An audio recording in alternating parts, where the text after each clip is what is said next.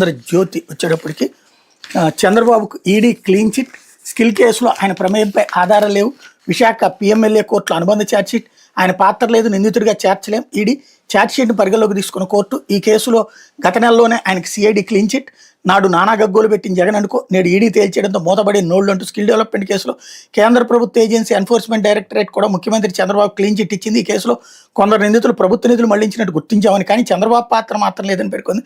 అందువల్ల ఆయన ఈ కేసులో నిందితుడిగా చేర్చలేమని తెలిపింది. గత నెల 28 విశాఖపట్నంలోని ప్రత్యేక పిఎంఎల్ఏ కోర్టులో తాను దాఖలు చేసిన అనుబంధ ఛార్జ్షీట్ని న్యాయస్థానం పరిగణలోకి తీసుకుందని ఈడీ ఓ ప్రకటనలో వెల్లడించింది అన్నట్టు అర్థం హైలైట్ చేశారు. ఇక్కడే చూడండి, మన వాళ్ళు చేస్తే శృంగారం, ఎదురోళ్ళు చేస్తే విచారం అనడానికి ఎంత తెలివైన సాక్ష్యం. ఈడీ ఏం చేసింది? ఛార్జ్షీట్ వేసింది. ఏమని? కుంభకోణం జరిగిందని. దాంట్లో చంద్రబాబు పేరు పెట్టలేదు కాబట్టి చంద్రబాబు క్లీన్ చిట్ ఇచ్చేసినట్టే. అక్కడ వాళ్ళు చంద్రబాబు పేరే ప్రస్తావన చేయలేదు, అసలు ఇంతకుముందు చంద్రబాబు మీద కేసు కూడా పెట్టలేదు. మరి ఇప్పుడు దాంట్లో నుంచి క్లీన్ చిట్ ఇచ్చేసినట్టంటే అంటే కుంభకోణం జరిగింది కానీ చంద్రబాబుకు సంబంధం లేదు.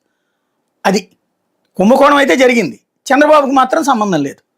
అదే రాజశేఖర రెడ్డి హయాంలో వ్యాపారం చేస్తే కుంభకోణం అయితే జరిగింది, జగన్కి సంబంధం ఉంటుంది. అది అక్కడ విచిత్రం. భలేగా ఉంటాయి మన వార్తలు. లేకపోతే